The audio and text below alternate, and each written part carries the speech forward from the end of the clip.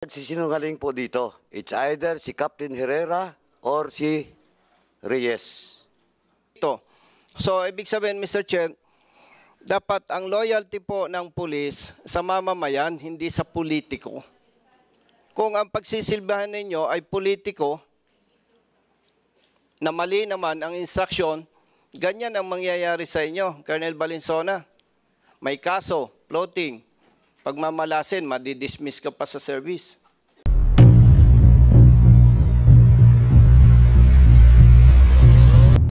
Pagpapakita ng kawalan ng pakikiramay at malasakit sa mga biktima ng bagyo, ang personal na biyahe ni Vice President Sara Duterte sa Germany, kahit kasagsagan ang kalamidad sa bansa, ayon sa isang mambabatas. Vice President Sara Duterte left hundreds of thousands of Filipinos in agony and despair due to the onslaught of Super Typhoon Karina as she flew with her family to Germany last Wednesday for an apparent vacation. Ani Lagman. Her lack of empathy and concern is appalling, as Metro Manila and many parts of the country are reeling in a state of emergency. Dagdag pa nito. The sincerity of public leaders must be gauged by their selflessness and support in times of nationwide calamities and emergencies. Giit ni Lagman. Samantala, nilinaw ng Office of the Vice President, OVP, na personal trip ang pag-alis ni Duterte kasama ang kanyang pamilya. Her departure received the necessary approvals, as evidenced by the travel authority issued by the Office of the President dated 09 July 2024. Bago po ako magsimula, ako po si Josie Pama.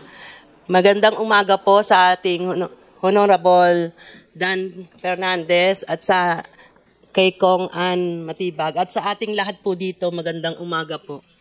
Noong pong gabi na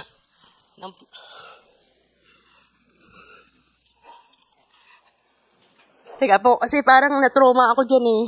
So, nung gabi po yun, ng barangay election, nung araw na yon, ng 11:45 na ng gabi, pagkatapos po ng bilangan,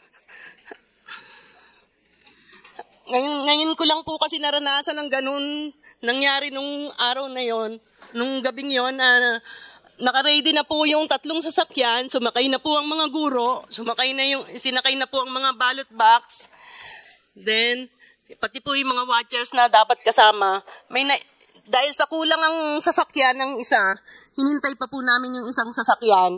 Ngayon, nung 3 ballot box pa po ang hindi na isasakay at saka may ilang guro at watchers. Nung pumasok lang po ako sandali, pag narinig ko, tinakbo na po na agad nila yung sasakyan at yung mga motorsiklo, mga riders. At dali-dali na po akong lumabas, sumunod na po kami. Ngayon hinabol po namin sila. Pagdating po sa United, natatanaw ko na rin yung highway. Nagulat ako nung ikinana nila imbis na kaliwa. Kasi ang papuntang San Antonio Elementary School, pakaliwa po. Ang papuntang kanan, City Hall po yun. Kaya nung nakita kong pumanan sila, parang na-tense na po ako at nagtatawag na po ako sa bintana ng sasakyan. Sabi ko, tayo, kaliwa tayo, San Antonio tayo. Pero po, parang hindi po narinig ng mga ibang riders. Kaya nung pagdating po sa may likod ng palengke, talagang malapit na kami sa City Hall. Buti na lang po na may nakita ko isang riders na kakilala ko at sinabi ko sa kanya, dali, harangin nyo, papunta tayo ng San Antonio kasi bibilangin pa lahat po yung ballot box doon, yung ballot, opo, yun po. Kaya pagdating po doon sa may papuntang City Hall, inaarang na po ng ng mga riders na kakilala ko hanggang sa sabi nila, kalma ka na, papunta na kami ng San Antonio. Kaya po napunta na po ng San Antonio. At yung sinusundan po kasi nila, ang isang van na ang nagtatrive po ay yung pulis na sabi nila si Lunar po.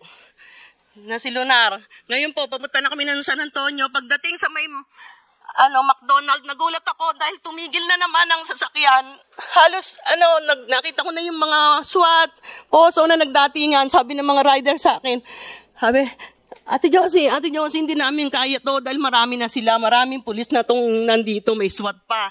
Kaya, pilit pong binabalik ng City Hall ang sasakyan, yung mga jeep na may mga lamang ballot box at yung mga guro. Kaya tumawag na po ako sa radyo, may hawak po akong radyo noon. Kaya tinawagan ko na lahat, pati po si Attorney Melvin Matibag, tinawagan ko na po siya. At yun, nagdatingan naman po agad sila. Kaya yun, nakarating po kami ng San Antonio.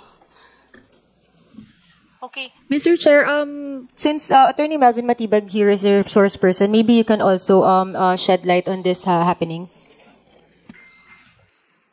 Yes, Attorney Matibag, you have the floor. Thank you, Mr. Chair. Thank you, Congressman Acop, and to everybody. Good morning. Yung kinikwento po ni Ma'am Josie Pama, that is exact recollection of what happened. For the record, kaya niya ako tinawagan, during that election, I'm acting as the election lawyer of Capitan Jun Inyon. I'm the head legal counsel during that election.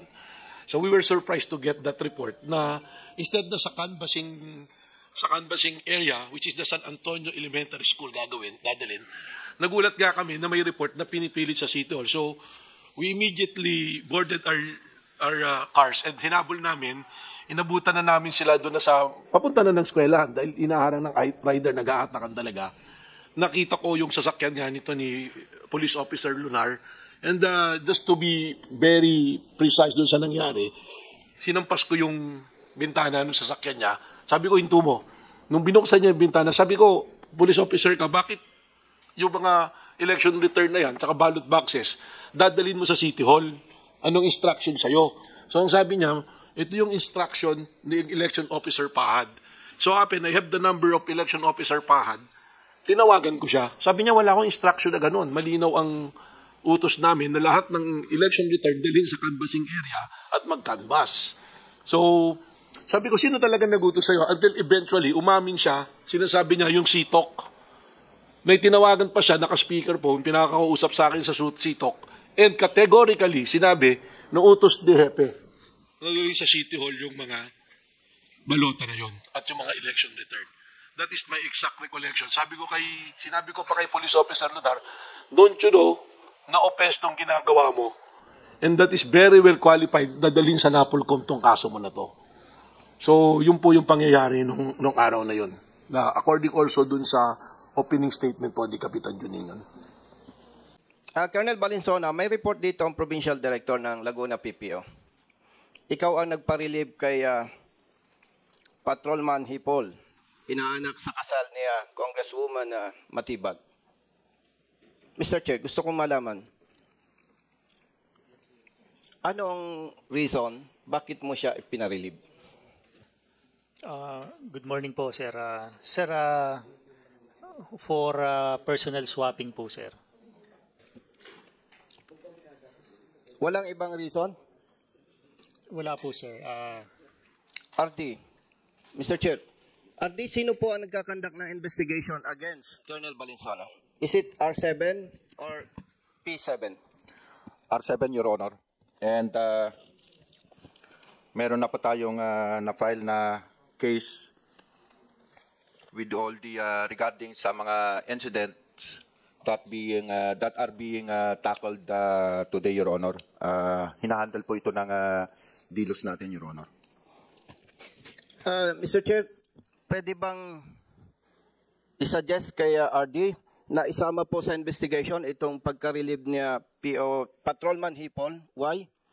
Nagiging malpractice, Mr. Chair, sa PNP, bulong lang, sibak na ang PNCO. Wala silang protection eh. Sabi, dapat professional ang police. Pero during the previous hearing, Mr. Chair, kitang-kita na ang loyalty ni Colonel Balinsona ay sa mayor ng San Pedro. Samantalang, hindi dapat ganon. Ilang months ka na sa San Pedro Police Station. Hindi ka pa nag-courtesy call sa Congresswoman ng distrito. So, ibig sabihin, Mr. Chair, dapat ang loyalty po ng pulis sa mamamayan, hindi sa politiko. Kung ang pagsisilbahan ninyo ay politiko, na mali naman ang instruction, Ganyan ang mangyayari sa inyo, Colonel Valenzuela. May kaso, floating. Pag mamalasin, madidismiss ka pa sa service. On the early morning of May 24, may operation po ba kayo? Yes, Your Honor. Meron po. By bus po, Your Honor. By bus. Anong oras nangyari ang by bus? Sa record po namin ay 5:50, Your Honor. 5:50. Oh, before that by bus, at 5:50, anong oras kayo sa area?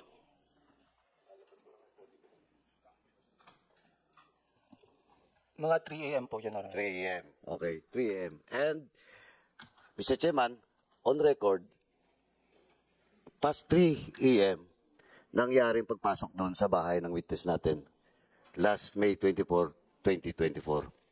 2 days after we conducted the hearing in this committee. Captain Herrera, sino kayong chief of police mo that time? Your Honor, our Chief of Police that time is Police Lieutenant Colonel Reynaldo Reyes, sir. Colonel Reyes. Yes, sir. Tinawagan ka ba ni Colonel Reyes before that operation? Noong umaga? Noong nasa area na kayo? As I recall, sir, Your Honor, is ako po ang tumawag sa kanya, Your Honor. Mga anong oras? 3:15, Your Honor. 3:15. 3:15. Yes po. Hindi po. 5:15 po. 5:13, I think. Dali ah. Can we confirm Hindi. whether 3:15, Kaya 3:50, nga, medyo ganito. ano po? Eksaktuhin mo kasi yung 2 oras malabo yun. Pwedeng minuto. I stand magkaiba. corrected, Your Honor. O what time? 5:13 po. Ito ah. Alam ko na kapag nabasa mo na rin yung statement ni Colonel Reyes. Alam ko rin na kapag case conference rin kayo. Now, ito, 5:13. Correct? Yes po, Your Honor. Okay. Anong pinag-usapan nyo nung 5:30 na yun? Tinawagan ko po siya, I personally inform him Sandali. na may bypass operation po. Okay. Ikaw ang tumawag. Yes, Your Honor, ako po ang tumawag. O sige nga. Tinawagan mo siya na may bypass. Ano pa? Ano pa pinag-usapan nyo? Yun lang po, Your Honor. May bypass operation po kami sa Barangay Okay. Ransuan. Yun lang. Yun lang po. Yes po, Your Honor. Oh, so Mr. Chairman, may nagsisinungaling po dito. It's either si Captain Herrera or si Reyes. Pero tama pong oras. 5:13. Pinapanat ko nga yung dokumento. Hindi ko makita pero matandaan ko yung oras. Now, 5:13. At 5:03. At 5:03 in the morning, the same day, may information si Colonel Reyes doon sa lugar na yon. Sa Barangay Ransuan. Barangay Ransuan. Now, so, Captain Herrera, you're still standing that you're the one who called your chief of police and informed him na may bypass kayo.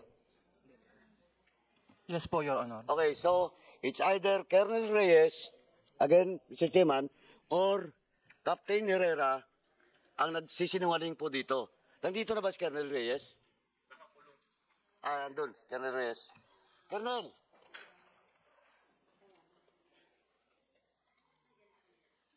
During the previous hearing, in fact, binasa mo pa nga eh. Kaya kinuha ko yung papel. Kasi kasabi ko nga, hindi mo kailangan magkaroon ng notes because that only happens a week ago. A week after that last week na hearing. Now, Colonel Reyes, your statement during the time